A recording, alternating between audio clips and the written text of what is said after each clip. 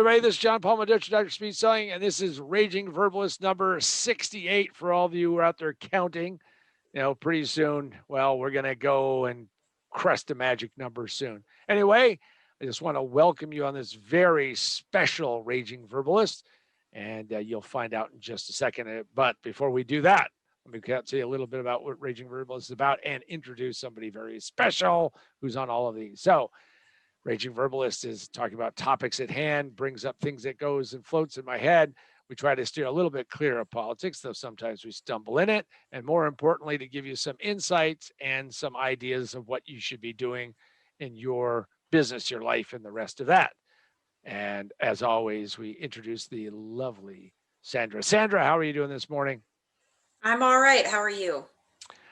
Good. We've had a little bit of the giggles on this one, but we are getting this thing done. And so because this is our special number 68, we're talking about St. Patrick's Day.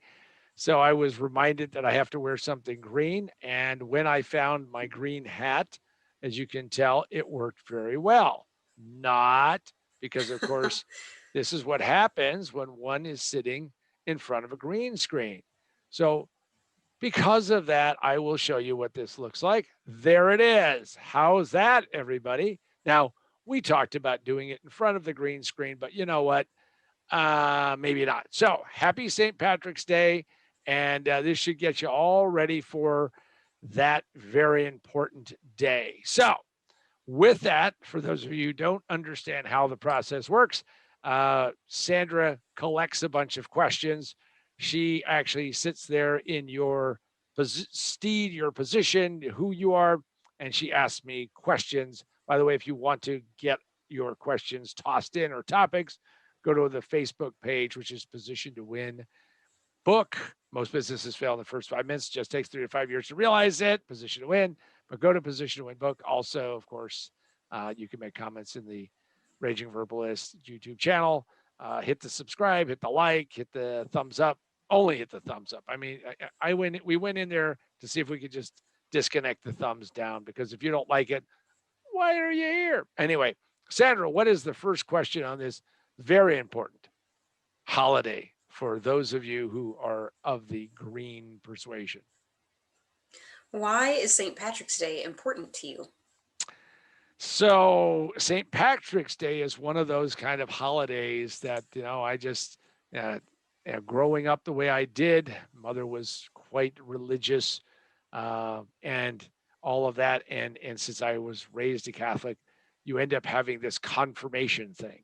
And this confirmation thing, I mean, I know different cultures call it different things, but anyway, if you're Jewish, it's the Bar Mitzvah and all that stuff. Well, we don't get as many cool presents. It doesn't appear anyway. But confirmation was this really big deal, and they basically tell me that what you have to do is you have to pick another name.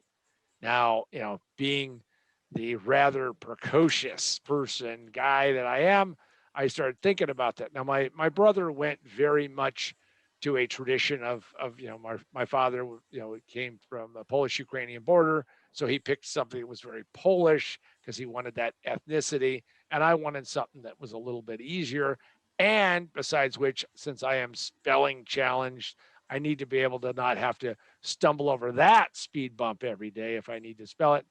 So I looked around and I started looking at all these cool names. And of course, my mother, he said, look, you can't, you can't just pick any name. You got to pick a name of a saint. So now you're looking at saints, and she came up with like a whole bunch of cool names that she thought were cool names. I did not. And I said, hey, let's look at this. And I picked Patrick. So that's why I'm John Paul Patrick Mendocha. And of course, people will say to me, but that isn't official. And I said, have you ever met people from, from Spanish culture, from Latin America? They all, not all, but many have like 5 or 6 names. So why not? Why can't I have 3 names and a title too? So that's why it became important to me. And I then, revealed that, by the way, to the world 1 year ago. And we talked about that. So that is why this is important to me. And also, I will always remember it because that was the day last year, of course, in the midst of the COVID shutdown happening, that I launched my first book, which is Mimosis Has Failed in the First 5 Minutes. It just takes them 35 years to realize it. Position to Win. Just remember the position to win book.com. Shameless commercials always. And there you go. So that's why it's important to me, Sandra. So, what is the next one? I'm ready for it. Why do people wear green on St. Patrick's Day? Well, I think this whole green because it's the Emerald Isle and Ireland is green and all of that. And I've had friends who are very enamored with it. I've by the way, last year I almost had a shot at making it to Ireland because a really good friend of mine and business partner, his daughter married somebody from Ireland, and they were going to have their wedding in Ireland, and we were invited. And of course, we thought, man, that would be really cool. And COVID put a stop to all that, so we never made it. But I think the whole tradition of it is that it is the green. Now, by the way, you got to be careful over there because there's like there's this whole Catholics and Protestants and all that stuff, and I don't get into any of that, but I can tell you that you just want to make sure that green is what you wear on St. Patrick's Day. A little bit of green. Now, when I was growing up, today it would probably be assault, and you would end up with people suing you and everything. Is that if you were not wearing green on St. Patrick's Day and you went to school, if you were not wearing green, the statement was is that you could either pinch or punch somebody, and of course that was a big deal. And for parents who are unaware of this all important rule, that this tribalism is that you would then have people who would get punched and pinched and all of that. So uh, again, today that would probably be cause for a bunch of sensitivity training and all of that. But hey, when I was in the third grade, it was like all the thing. But I always wore green in those days on that day, so I never had that. Who knows? Maybe some wanted it. But okay, so that's why people wear green. All right. So what is the next? What's the next all important thing that we need to know about this St. Patrick's celebration? By the way, if you don't celebrate St. Patrick's Day, I mean, like in Chicago, they pour a bunch of dye in the river to make it green. They do all kinds of crazy things. They make beer green. I mean, you name it. Any excuse, of course, to drink. Why not put in some there dye into beer? Yikes. Okay. So what's the next question, Sandra? Are you cooking any special food for St. Patrick's Day? Yeah, I'm thinking about like what would be like a cool thing to make, and then and oftentimes holidays like a good excuse to eat things you shouldn't normally eat because like you're concerned about longevity and all that stuff. And there is this probably for most people just this non good idea, but there's this corned beef hash that every year my mother would buy the can. I mean, she'd buy it more often than that, but I actually cooked from a very young age. So I would buy this corned beef hash, and I got to tell you, I mean, this stuff is like not on any. They have that food pyramid. That food pyramid thing, Sandra. You've seen it, right? Yes. Well, I think this corned beef hash covers because it has first off it has carbs in the potatoes. It has salt. Isn't salt in the food pyramid? I mean, it's high fat, and I mean it's just unbelievable. I mean, I think probably sales dropped off when they started putting labels on it. Telling you the nutritional content. They probably should put a warning label on it. But anyway, once a year, I do like to think about going out and buying this. And I'll tell you how I cook my corned beef hash. And I'll order it in restaurants, but they always try to like fusion it up, because I know that people who were in the good old Ireland would cook it with like animal fat, because that was like the cool thing. Anyway, is that I as I fry this stuff and get it really hot and crusty because just think about it, you want it like the temperature of lava. That's what you want it. And then you plop a couple of eggs on top of it, and I mean you got your fat and cholesterol for like a month. You just take it out in one meal. So I'll probably be doing that because it is a tradition for me. It's not like cooking. I will tell you that there's this Irish pub in Squaw Valley, and they make like this really great Irish stew. And the last couple of times my wife and I were there, since they've had to modernize their menu, is that we walked in there and they were serving nachos. And I don't know when the last time, you know, Ireland was known for nachos, Irish nachos. I don't know. Anyway, but they were out of the stew. And that guy said, "Well, how about nachos?" So, Sandra, how about you? Because I know that you are now. For those of you who do not know, Sandra is a very healthy eater. So anything that she says from here on out, I mean, just me telling you the story about the corned beef hash, she will be sitting there going through a bit of detox just for me discussing it. So, but what are you cooking this year for your St. Patrick's celebration? Well, normally we do the whole corned beef, potatoes, pretty standard, but I want to do it this time with a twist. And so I'm doing corned beef with potatoes, but with sauerkraut instead. And it'll be like a crock pot meal. So I'll put it together and then it'll cook through the whole day and then it'll be ready for dinner. But so it's sauerkraut, white wine, and apples.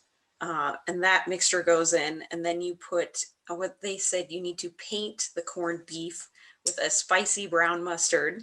So then that'll go in, and then and I guess the potatoes kind of go wherever, and then more of the sauerkraut mixture on the top, and then you let it cook, and then there you go. Wow. It'll be good. So we'll see. We'll see. So we're going to want to hear about that one later, and it sounds like this is and of course the thing you got to know about this is that first off, a disclaimer: any gastrointestinal problem you may have from trying this experiment, from either what I'm going to cook or what Sandra's going to cook, we take no responsibility for that. I mean, you are on your own. Sounds like it also has a little bit of that German twist, of course, with It does. given your background of Germanic roots. That's right. Both sides, like everybody. So why not throw a little German flair in there? Hey, it's the one place they said, hey, we're not going to conquer Ireland. We're just going to get the corned beef. I got it. So there you go. well, all I can say is that as you're sitting there watching the crock pot cook, while you're wondering what those amazing smells are, and you're slow cooking this thing, and I assume it's got to cook hours, right? It's got to cook hours and hours because this is not a fast. You can't Correct. microwave this thing, right? No, no. I think if the corned beef is thawed, they said like 5 hours, but Mm. depending on the weight of how much meat you have. So ours is frozen now, so it's probably going to be like a full 8 hours. So there you go. Now, while you have that 8 hours, here's what you should be doing with it: is that you can go out and get one of two books. One book is the original book, which is, wrong way. The original book is Most Businesses Fail in the First 5 Minutes. It just takes 3 to 5 years to realize it. Position to Win. Read this book because you're going to have a lot of time watching and smelling those things and getting ready for Sandra's recipe. Or you can go, and that's available at Amazon, Books A Million, Barnes and Noble, wherever bookstores are, or wherever books are sold in bookstores, I would assume. Also, you can go to positiontowinbook.com, positiontowinbook.com, and you can say, John, sign it, and I will do that, and away we go. The other thing is that you can go to Amazon and pick up Remote Work for a Better World, in which I talk about we talk about, the whole group of us came together, put this together last year, and we talk about how to use Zoom and how to be more effective for that.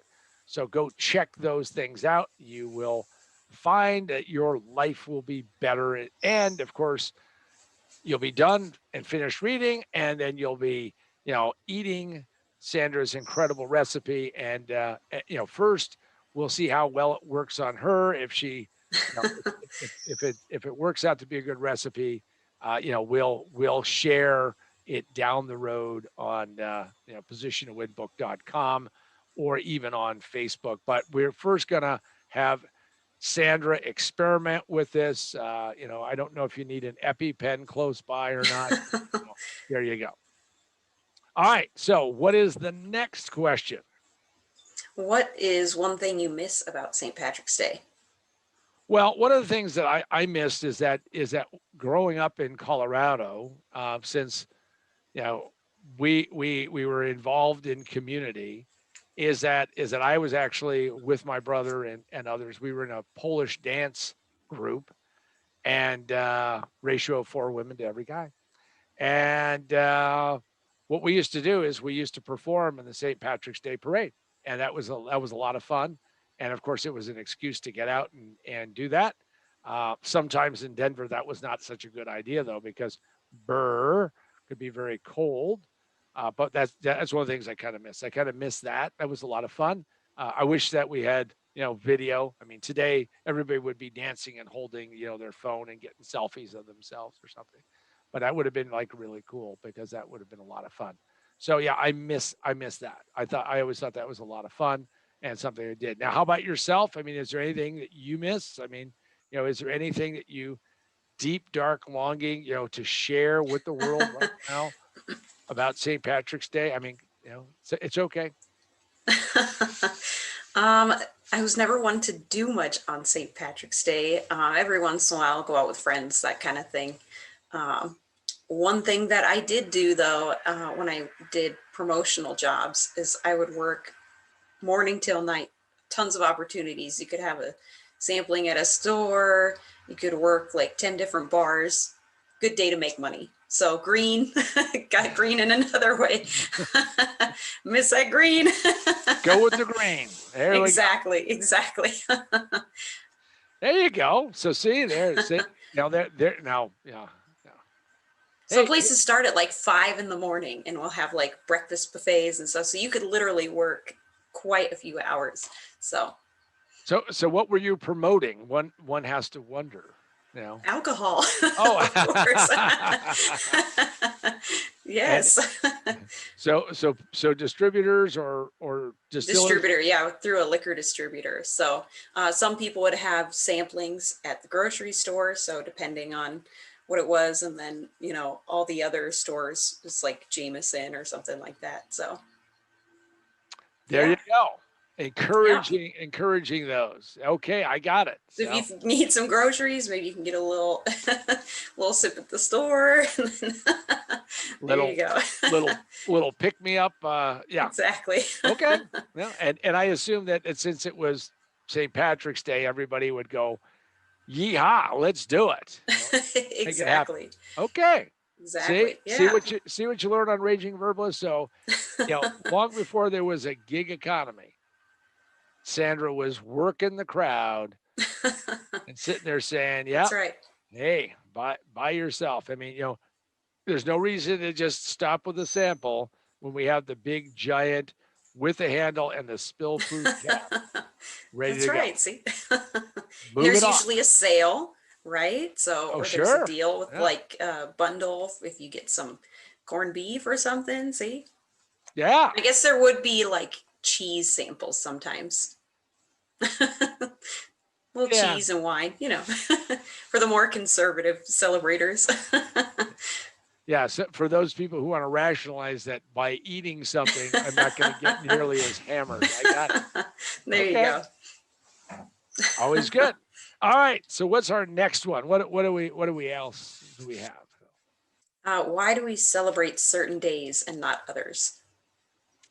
It's interesting because if you go back in history and you look at like the Romans had to put kind of a lid on this thing because they had so many different gods and deities and things to celebrate that eventually got to where, nothing was getting done. So they had to say, cut this off, because I mean, you're celebrating, the Vestal Virgins, and then we're going to, celebrate, the sacking of Carthage. I mean, they just kept going on and on. So eventually what they did was they kind of pulled it down. And I think the reason why we celebrate certain days is that it is a, first off, it's kind of a cool societal, let's get together and do something and around a certain theme. And let's face it, we want a break, we want an excuse to go and meet with Sandra and get a drink at a supermarket. Granny getting a little tipsy while she's wheeling her big old corned beef back there. Hey, I had to buy the whiskey. She was such a nice young lady. I got it. So I think that we celebrate certain days. And by the way, if you are in business, you can think about how to turn any day really into a celebration. There are people when I work with doing turnarounds, and this really is to get serious for a minute instead of this frivolity. But I always look at building a promotional calendar and looking out over a year and figuring out all the things you can promote. It's astonishing how many businesses never think about that. There is literally something to celebrate every day.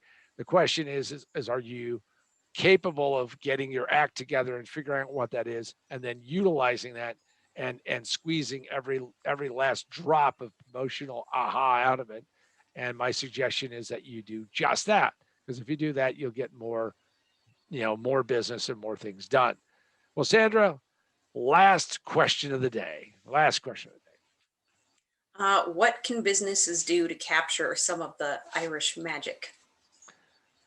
Well, if you have fun, I've had a lot of clients who didn't really have fun. I mean, they were just like, if you have fun, is that what you can do? Is you could actually have an Irish celebration. You could have, four-leaf clovers. We're actually doing this just ahead of St. Patrick's Day. So if you're out there whining, going, St. Patrick's Day is a few days away, I'm giving you a fair warning. I'm giving you a shot to get yourself together and get your act together. And I think the way you capture the Irish magic is figure out some tangential way, some way to pull this together, and then make a promotion out of it. Make this a reason to celebrate. Make it some fun to do that. And let's, Ireland, the little leprechauns and all of that talk about it, and being, the luck of the Irish is, you might as well just pick up on it and go for it and have fun. And you can be Irish for a day. How's about that? Now, I mean, if you're Irish and that pisses you off, all I can say is just have another drink and you'll feel better about it anyway. But I can just tell you that you just got to figure out how to tie it in some way somehow and use it as a means by which you can make people a little bit happier. Because if you do that, what you'll find out is that your business will be better and things will be better. So, Sandra, any last words of wisdom as you get ready to work on, this concoction that you're going to do? We're going to want to see, maybe some photos, maybe some other things, but any last things you want to say about St. Patrick's Day before we wrap up? Celebrate safely. Um, I don't know how many places are actually open to celebrate anywhere, but don't drink and drive. There you go. Good words in any situation. There's our PSA. Hey, kids, stay off of that hard stuff. Okay. Exactly. So what I'd like to say is just go out and have some fun on St. Patrick's Day. And you know what? If you have a business, make some time to figure out how to promote off of it.